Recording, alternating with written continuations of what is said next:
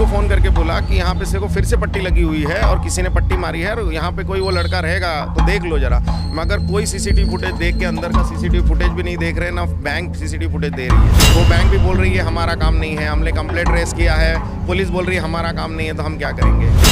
ये door open होता है तब पैसा बाहर आता है, मगर यहाँ पट्टी रहेगी तो पैसा बाहर ही नहीं आता।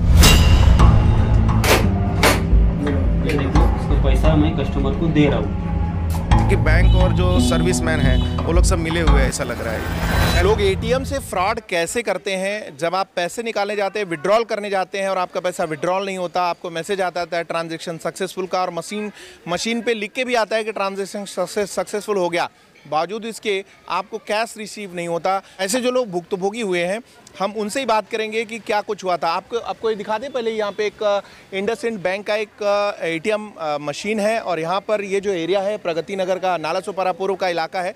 प्रगति नगर से आगे रहमत नगर, लक्ष्मी नगर बोलते हैं इसको। इस एरिया में देखिए बहुत सारी दुकानें हैं, अलग अलग शॉप्स हैं, लेकिन यहाँ पे जो घटना हुई है उसमें कुछ ऐसा हुआ है कि जो कस्टमर आए उन्होंने ट्रांजैक्शन कंप्लीट किया, मशीन ने भी ट्रांजैक्शन कंप्लीट का मैसेज दे दिया, बावजूद इसके उनको कैश रिसीव नहीं हुआ। फिर वो काफ़ी परेशान हुए। आगे कुछ क्या हुआ, पुलिस उसमें क्या कार्रवाई कर रही है, बैंकिंग ने क्या जवाब दिया है, हम उनसे जानते हैं। हमारे साथ योगेश जी हैं, ये वो कस्टमर हैं और नज़दीक आओ, दिखाओ, ये वो ATM है। योगेश जी, आप इस पूरे मामले के भुक्तभोगी रहे, आपका पैसा अभी भी नहीं मिला है, बराबर है? 20,000 का ट्रांजैक्शन आपने बताया ना, क्या हुआ था शॉर्ट में जरा बताइएगा। मैं 16 तारीख को यहाँ ATM में आया था और मैंने विड्रॉल किए 20,000, मगर उसमें से पैसा बाहर ही नहीं निकला। तो मैं 20 मिनट तक वेट किया, पैसा क्यों नहीं निकल रहा है, तो मैं बोला मशीन ख़राब होगा। इसके लिए मैंने फिर मशीन ID का फ़ोटो खींच के ब्रांच में गया कि मेरा मैसेज आ गया है मगर पैसा निकल नहीं रहा है। तो मैडम ने देखा तो मैडम ने कहा कि आप यहाँ पे कोई पट्टी मारा है। तो फिर मैं बैंक से वापस इधर आया, जहाँ से पैसा डिस्पेंस होता है, हाँ, जहाँ से पैसा बाहर आता है वहाँ पे किसी ने पट्टी मार के रखा था। फिर मैं वापस आया ब्रांच से और देखा तो पट्टी गायब थी और मेरा पैसा शायद किसी ने निकाल लिया था। अच्छा, जब तक आप गए और आए तब तक हाँ, मगर 20 मिनट में यहाँ रुका था, मगर 20 मिनट तक इंतजार किया, पैसा बाहर नहीं निकला। फिर उसके बाद आपने क्या किया? तो मैंने मशीन ID का फ़ोटो खींच के ब्रांच में गया, तो ब्रांच को फ़ोटो दिखाया कि मैडम ये मशीन से मेरा पैसा नहीं निकला, मेरे को मैसेज आया है अकाउंट से पैसा कटा है। तो मैडम ने देखा तो बोलते यहाँ पे किसी ने पट्टी लगाया है। तो फिर वहाँ से वापस मैं यहाँ आया, तो यहाँ पे पट्टी नहीं थी, तब वापस आया, पट्टी गायब में पैसा निकाल लिया। Yes sir. तो फिर आपने शिकायत पुलिस स्टेशन की, जो शिकायत का प्रोसीजर हो, आप यहाँ से पुलिस स्टेशन? हाँ, फिर यहाँ से मैं गया वापस ब्रांच में और बैंक में जाके बताया कि मैडम वहाँ तो पट्टी अभी तो नहीं है, ये फ़ोटो दिखाया मैडम को। तो मैडम बोले फिर आपको पुलिस कंप्लेंट करना पड़ेगा। तो ये मैं बोला मैडम सीसीटीवी फुटेज तो देख लीजिए। तो मैडम बोलती है हमारा काम नहीं है, सीसीटीवी फुटेज देखना सब पुलिस का काम है। तो वहाँ से आया चौकी में, नालासोपारा तुलिन चौकी में गया, वहाँ साहब थे, साबले साहब कोई थे, उनको मिला, उनको बताया ऐसा बात है, मेरा पैसा नहीं निकला है और मशीन में कुछ धांधली हुआ है, आप जरा सीसीटीवी फुटेज देखिए। तो बोलते हमारा काम नहीं है, वो बैंक का काम है, बैंक जिसका है, ATM जिसका है, वो उनका काम है, हमारा काम नहीं है। फिर उसके आगे उसके बाद मैंने फिर से बैंक में गया, बैंक को बताया कि वो बैंक भी बोल रही है हमारा काम नहीं है, हमने कंप्लेंट रेस किया है, पुलिस बोल रही है हमारा काम नहीं है, तो हम क्या करेंगे। और 16 तारीख को मेरे साथ ऐसा हुआ है। फिर उसके दूसरे दिन मैं वापस गया, तब जाके उन्होंने FIR किया, तुलिन पुलिस स्टेशन ने FIR लिया। हाँ, बाद में। उसके बाद फिर 18 तारीख को मैं वापस आया ना, तो वापस यहाँ पट्टी मारी थी।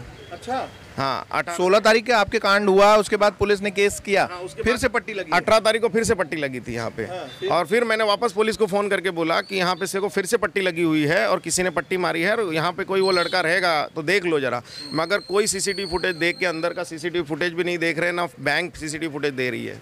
अच्छा, कोई जहमती नहीं उठा रहा है? मैनेजर तो कोई जिम्मेदारी है ही नहीं उनका।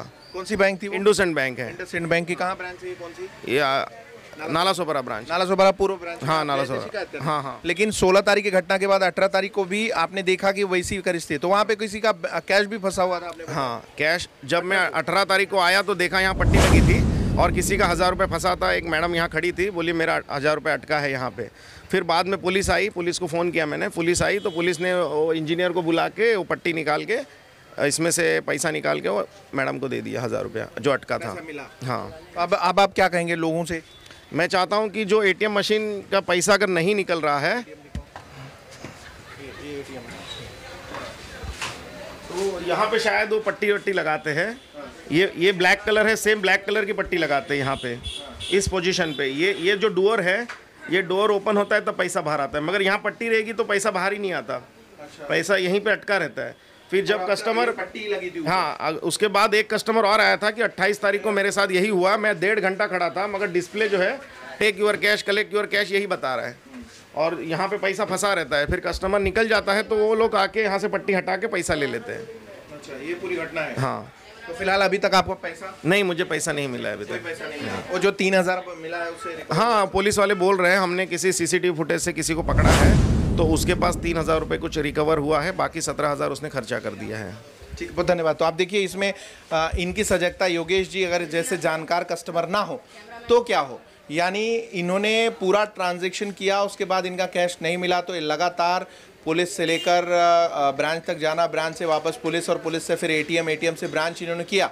बावजूद इसके बैंक वालों की लापरवाही ऐसी कि उन्होंने इसको एक बार भी वेरीफाई करना ज़रूरी नहीं समझा, या फिर उन्होंने अपने बैंक को बताना ज़रूरी नहीं समझा कि यहाँ पे और कस्टमरों के साथ फ्रॉड हो सकता है। इन सब घटनाक्रम के बीच योगेश ने जाके शिकायत की और इनकी शिकायत पर पुलिस ने 3 लोगों को तहकीकात के लिए उठाया था, जिसमें एक को अरेस्ट किया है। एक अरेस्ट है जिसे और वसई कोर्ट में पेश किया गया है, पुलिस आगे की रिमांड ले रही है।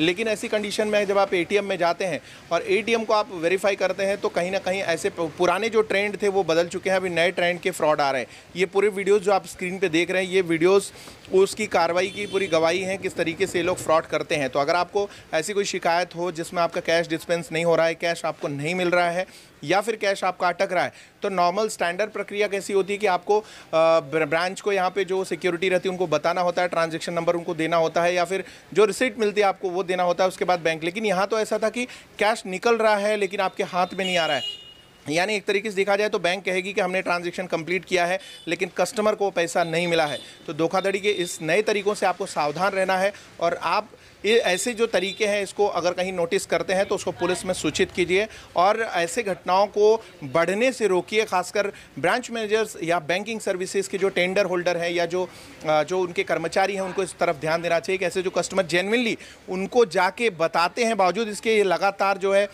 इग्नोरेंस करते हैं, जिससे कई लोगों के और फ्रॉड बढ़ जाते हैं ऐसे केसेस में। तो इन सब से सावधानी से बचना चाहिए। योगेश जी, और कुछ कहना चाहेंगे आप?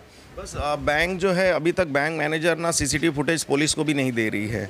जबकि 16 तारीख को कंप्लेंट हुआ है, आज 18-19 तक हो गया है, अभी तक उन्होंने सीसीटीवी फुटेज जो होती है ये वाली वो दे नहीं रहे हैं। तो ब्रांच ने तुरंत कार्रवाई करनी चाहिए। जैसे अगर कोई कंप्लेंट आती है तो ब्रांच ने अगर कार्रवाई की होती तो 17 तारीख को भी नहीं होता, 18 को भी नहीं चोरी होती।